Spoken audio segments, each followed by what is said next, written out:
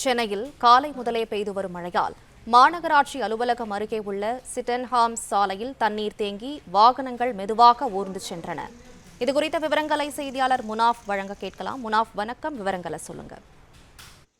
சென்னையில் காலை முதலே மழை பெய்து வரும் நிலையில் சென்னை பெருநகர மாநகராட்சி அலுவலகம் உள்ள சிட்டன்ஹாம்ஸ் ரோட்டில் தற்போது தண்ணீரானது தேங்கியிருக்கிறது.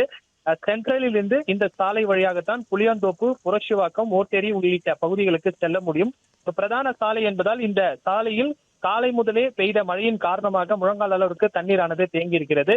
இந்த பகுதி தாழ்வான பகுதி என்பதால் ராஜா முத்தையா சாலை, வி கோவில் தெரு, முத்து தெரு, கற்பகம் தெரு உள்ளிட்ட பகுதிகளில் தேங்கியிருக்கக்கூடிய மழைநீர் இந்த சாலையில் தேங்குவதாக பொதுமக்கள், இந்த பகுதியில் வசிக்கக்கூடிய பொதுமக்கள் குற்றச்சாட்டை முன்வைத்திருக்கிறார்கள்.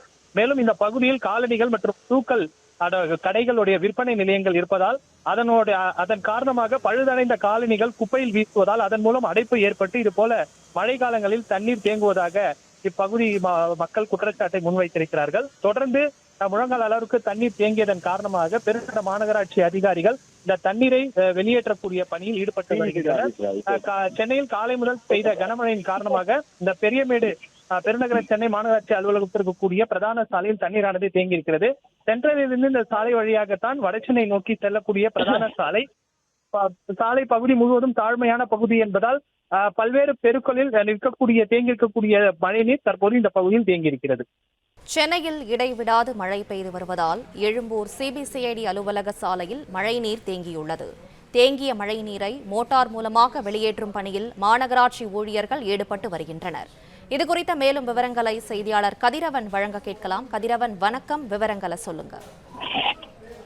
சென்னையில காலை முதலே இடைவிடாது பெய்து வரும் மழையின் காரணமாக தாழ்வான பகுதிகளிலும் அதே போல சாலைகளிலும் மழை நீரானது தேங்கியிருக்கிறது. இதனால வாகன ஓட்டிகள் அந்த மழைநீர் தேங்கிக்கூடிய மழைநீரை சிரமத்தோடு வாகனங்களை ஏற்றி வரக்கூடிய காட்சிகளை நம்ம பார்க்க முடிகிறது. அதே போல இருள் சூழ்ந்த பகுதியாக, அதாவது மேகங்கள் இருள் சூழ்ந்து இருப்பதனால முகப்பு விளக்குகளை எரிய விட்டும் வாகன ஓட்டிகள் சென்று வருகிறார்கள்.